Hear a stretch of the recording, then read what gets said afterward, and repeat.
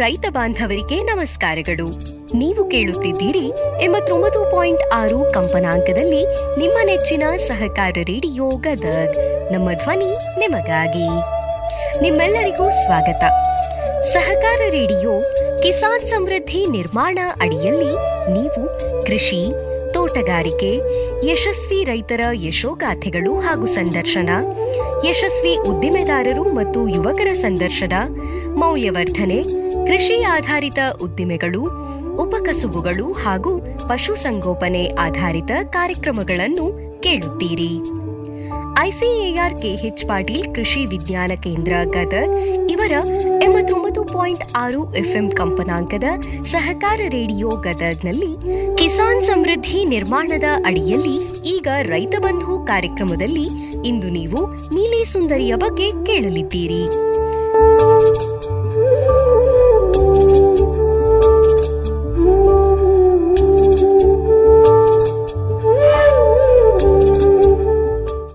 ಸುಂದರಿಯ ಬಗ್ಗೆ ICAR K H Patil ಕೃಷಿ ವಿಜ್ಞಾನ ಕೇಂದ್ರ ಹುಲಕೋಟೆಯ ಹಿರಿಯ ವಿಜ್ಞಾನಿಗಳು ಹಾಗೂ ಮುಖ್ಯಸ್ಥರಾದ ಡಾಕ್ಟರ್ ಸುಧಾ ಮಂಕಣಿ ಅವರು ಮಾತನಾಡಲಿದ್ದಾರೆ.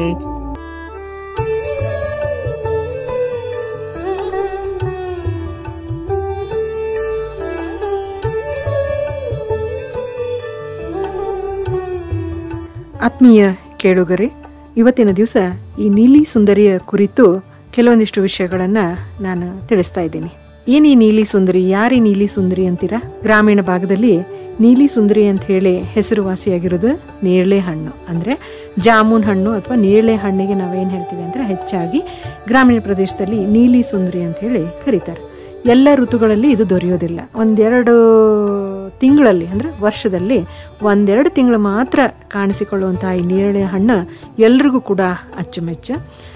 ಮೇ ಮಧ್ಯದಿಂದ ಜುಲೈವರೆಗೂ ದೊರೆಯುವಂಥ ನೇರಳೆ ಹಣ್ಣು ಭಾಳಷ್ಟು ದುಬಾರಿಯಲ್ಲಿ ಸಿಗ್ತಾ ಇದೆ ಮಾರ್ಕೆಟ್ನಲ್ಲಿ.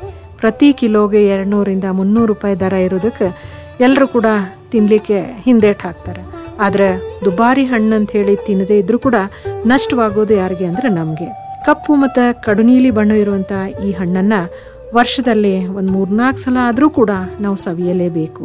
ಯಾಕಂದರೆ ಉತ್ತಮ ಆರೋಗ್ಯಕ್ಕಾಗಿ, ಸೌಂದರ್ಯವರ್ಧಕವಾಗಿ, ರೋಗ ನಿರೋಧಕ ಶಕ್ತಿಗಾಗಿ, ಹಲವಾರು ಜೀವನ ಶೈಲಿ ಆಧಾರಿತ ರೋಗಗಳ ಹತೋಟಿಗಾಗಿ ಮತ್ತು ಆ್ಯಂಟಿಬ್ಯಾಕ್ಟೀರಿಯಾ ಗುಣಗಳಿರೋದರಿಂದ ಇದು ಬಹಳಷ್ಟು ಆರೋಗ್ಯಕ್ಕೆ ಉತ್ತಮ ಅಂಥೇಳಿ ಹೇಳ್ಬೋದು. ಈ ನೇರಳೆ ಹಣ್ಣನ್ನು ಕರ್ನಾಟಕದ ಮಲೆನಾಡು ಮತ್ತು ಒಣ ಹವೆ ಇರುವಂತಹ ಪ್ರದೇಶಗಳಲ್ಲಿ ಇದನ್ನು ಬೆಳೀತಾರೆ. ಇದನ್ನು ಸಾಮಾನ್ಯವಾಗಿ ಹೊಲದ ಸುತ್ತಲೂ ಅಥವಾ ರಸ್ತೆ ಬದಿಗಳಲ್ಲೂ ಕೂಡ ಈ ಬೆಳೆಯನ್ನು ಹಾಕಿರ್ತಾರೆ. ಈ ನೇರಳೆ ಹಣ್ಣಿನೊಳಗೆ ಅನೇಕ ತಳಿಗಳದಾವೆ. ಆದರೆ ಮುಖ್ಯವಾಗಿ AJG 85 ಮತ್ತು ಕೊಂಕಣ ಬಹದ್ದೋಲಿ ಅಂಥೇಳಿ ಇವೆರಡೂ ಉತ್ತಮ ತಳಿಗಳಾಗಿದ್ದು ಹಣ್ಣಿನ ಗಾತ್ರ ದೊಡ್ಡದಾಗಿರ್ತದೆ ಮತ್ತು ಅಧಿಕ ಇಳುವರಿಯನ್ನು ಕೊಡುವಂತಹ ತಳಿಗಳು ಇವೆರಡೂ ಆಗಿದಾವೆ. ಇನ್ನು ಕಸಿ ಮಾಡಿದಂತಹ ಗಿಡಗಳು 5ನೇ ವರ್ಷದಿಂದ ಫಲ ಕೊಡ್ಲಿಕ್ಕೆ ಪ್ರಾರಂಭಿಸಿದ್ರೆ 15 ವರ್ಷದ ಒಂದು ನೇರಳೆ ಮರದಿಂದ ಸುಮಾರು ಒಂದು 2 ಕ್ವಿಂಟಲ್ನಷ್ಟಾದರೂ ಕೂಡ ನಾವು ಪಡಿಬಹುದು. ಅದೇ ರೀತಿ 8 - 10 ವರ್ಷದ ಒಂದು ಗಿಡದಿಂದ ಒಂದು ವರ್ಷಕ್ಕೆ 8 - 10 ಸಾವಿರ ರೂಪಾಯಿ ಆದಾಯ ಕೂಡ ನಾವು ಗಳಿಸ್ಬೋದು.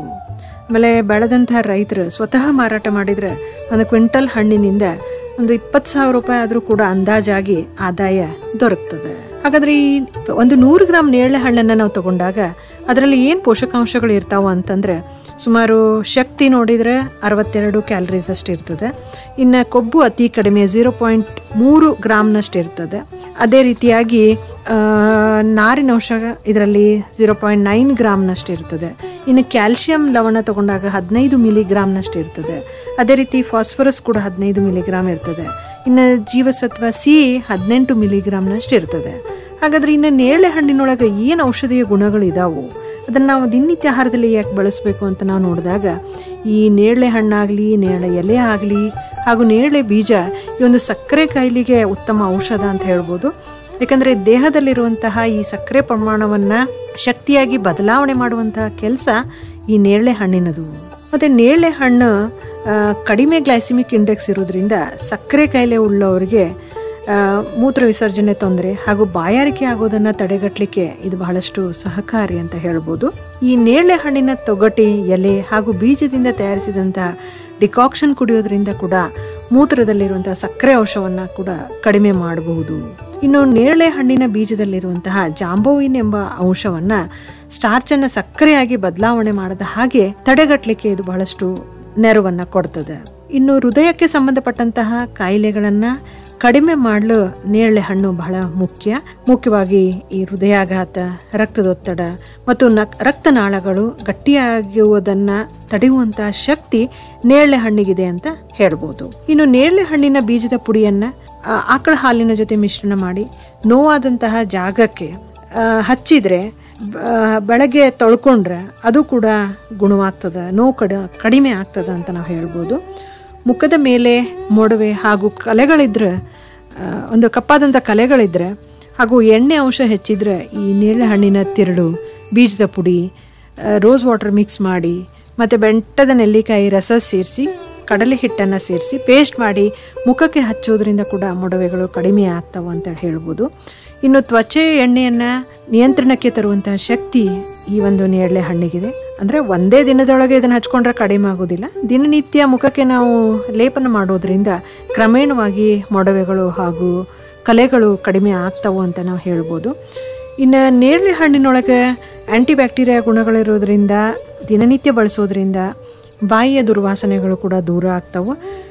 ಜೀರ್ಣಕ್ರಿಯೆ ಶಕ್ತಿ ಇದ್ದಲ್ಲಿ ಈ ಜ್ಯೂಸ್ ಕುಡಿಯೋದ್ರಿಂದ ಅಜೀರ್ಣತೆಯನ್ನು ಕಡಿಮೆ ಮಾಡ್ಬೋದು. ಮತ್ತು ಕಬ್ಬಿಣಾಂಶ ಹೆಚ್ಚಿರೋದ್ರಿಂದ ರಕ್ತದಲ್ಲಿ ಹಿಮೋಗ್ಲೋಬಿನ್ ಅಂಶ ಹೆಚ್ಚಿಸಲು ಬಹಳಷ್ಟು ಸಹಕಾರಿ ಅಂತ ಹೇಳ್ಬೋದು. ಇನ್ನು ನೇರಳೆ ಹಣ್ಣಿನಲ್ಲಿ ಬಯೋರಾಸಾಯನಿಕಗಳಾದ ಫ್ಲವೆನಾಯ್ಡ್ಸ್, ಗ್ಲಾಲಿಕ್ ಆಮ್ಲ, ಅಕ್ಸಾಲಿಕ್ ಆಮ್ಲ ಇರೋದ್ರಿಂದ ಹಲವಾರು ಕಾಯಿಲೆಗಳ ನಿರ್ವಹಣೆ ಹಾಗೂ ಚಿಕಿತ್ಸೆಗಾಗಿ ನೇರಳೆ ಹಣ್ಣು ಬಹಳ ಮುಖ್ಯವಾಗಿದೆ. ನೇರಳೆ ಹಣ್ಣಿನ ಎಲೆಗಳನ್ನು ತಿನ್ನೋದ್ರಿಂದ ಅತಿಸಾರ ಕೂಡ ಕಡಿಮೆ ಆಗ್ತದೆ. ಇನ್ನು ನೇರಳೆ ಗಿಡದ ತೊಗಟೆಯಿಂದ ಬಾಯಿ ಮುಕ್ಕಳಿಸೋದ್ರಿಂದ ಒಸಡಿಯಲ್ಲಿ ರಕ್ತಸ್ರಾವ ಅಥವಾ ಒಸಡಿಯಲ್ಲಿ ಸೋಂಕಿತ್ತಂದ್ರೆ ಅದನ್ನೂ ಕೂಡ ನಿಯಂತ್ರಣ ಮಾಡ್ಬೋದು. ಮತ್ತು ಬೊಜ್ಜು ಹತೋಟಿಗಾಗಿ ಮತ್ತು ತೂಕ ಕಡಿಮೆ ಮಾಡಲು ನೇರಳೆ ಹಣ್ಣು ಸಹಕಾರಿ. ಯಾಕಂದರೆ ಪ್ರತಿ ಒಂದು 100 ಗ್ರಾಮ್ ಹಣ್ಣನ್ನು ನಾವು ತಗೊಂಡಾಗ ಬರೀ 62 ಕಿಲೋ ಕ್ಯಾಲರಿ ಶಕ್ತಿ ಮಾತ್ರ ಅದರಲ್ಲಿ ಇರ್ತದೆ. ಇಷ್ಟೆಲ್ಲ ಔಷಧೀಯ ಗುಣಗಳಿದ್ರೂ ಕೂಡ ನೇರಳೆ ಹಣ್ಣು ಉಪಯೋಗಿಸುವ ಮೊದಲು ಮತ್ತು ಉಪಯೋಗಿಸಿದ ನಂತರ ಕೆಲವೊಂದು ಮುಂಜಾಗ್ರತೆ ಕ್ರಮಗಳನ್ನು ನಾವು ಕೈಗೊಳ್ಳಬೇಕಾಗ್ತದೆ. ಮುಖ್ಯವಾಗಿ ನಾವು ಹೇಳಬೇಕಂದ್ರೆ ಈ ನೇರಳೆ ಹಣ್ಣನ್ನು ಖಾಲಿ ಹೊಟ್ಟೆಯಲ್ಲಿ ತಿನ್ನಬಾರ್ದು. ಮತ್ತು ಗರ್ಭಿಣಿ ಮತ್ತು ಬಾಣಂತಿಯರಿಗೆ ನೇರಳೆ ಹಣ್ಣು ಒಳ್ಳೆಯದಲ್ಲ. ಅಂದರೆ 1-2 ತಿಂದರೆ ತೊಂದರೆ ಇಲ್ಲ, ಅಂದರೆ ಜಾಸ್ತಿ ಪ್ರಮಾಣದಲ್ಲಿ ಇದನ್ನು ತಿನ್ನಬಾರ್ದು. ನೇರಳೆ ಹಣ್ಣು ತಿನ್ನೋದಕ್ಕಿಂತ ಮುಂಚೆ ಮತ್ತು ನಂತರ 1 ಗಂಟೆ ಹಾಲನ್ನು ಸೇವನೆ ಮಾಡಬಾರ್ದು. ಮತ್ತು ವಾತ ದೋಷದ ತೊಂದರೆ ಇದ್ದವರು ನೇರಳೆ ಹಣ್ಣನ್ನು ತಿನ್ನಬಾರ್ದು. ನೇರಳೆ ಹಣ್ಣು ಚೆನ್ನಾಗಿದೆ ಎಂದು ಬಹಳಷ್ಟು ಪ್ರಮಾಣದಲ್ಲಿ ಸೇವಿಸಿದರೆ ಕೆಮ್ಮು, ಶ್ವಾಸಕೋಶಗಳಲ್ಲಿ ತೊಂದರೆ ಕೂಡ ಉಂಟಾಗುವಂಥ ಸಂಭವ ಇರ್ತದೆ.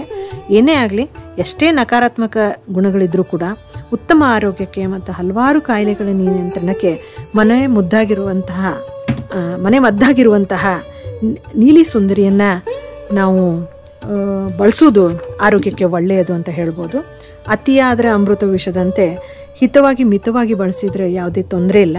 ಪ್ರತಿಯೊಬ್ಬರು ಕೂಡ ಹೊಲದಲ್ಲಿ ಅಥವಾ ಮನೆಯ ಮುಂದೆ ಸ್ಥಳವಿದ್ದರೆ 1-2 ಗಿಡಗಳನ್ನು ನೆಡೋದ್ರಿಂದ ವರ್ಷದಲ್ಲಿ ಅದನ್ನು ಸೇವನೆ ಮಾಡಲಿಕ್ಕೆ ಸಾಧ್ಯ ಆಗ್ತದೆ. ಜೊತೆಗೆ ಆರೋಗ್ಯ ಕೂಡ ವೃದ್ಧಿ ಆಗ್ತದೆ. ದುಬಾರಿ ಇದೆ ಅಂತ ಹೇಳಿ ನೇರಳೆ ಹಣ್ಣು ಎಂದು ತಿನ್ನದೇ ಇರುವ ಬದಲು ಗಿಡ ನೆಟ್ಟರೆ ಪ್ರತಿ ವರ್ಷ ಹೊಲದಿಂದ ಖರ್ಚಿಲ್ಲದೆ ಹಣ್ಣುಗಳು ದೊರೀತಾವೆ. ಹೀಗೆ ನೀಲಿ ಸುಂದರಿ ಬಹಳಷ್ಟು ಉಪಯೋಗವಾದಂತಹ ಒಂದು ಹಣ್ಣು ಅಂತ ಹೇಳ್ಬೋದು.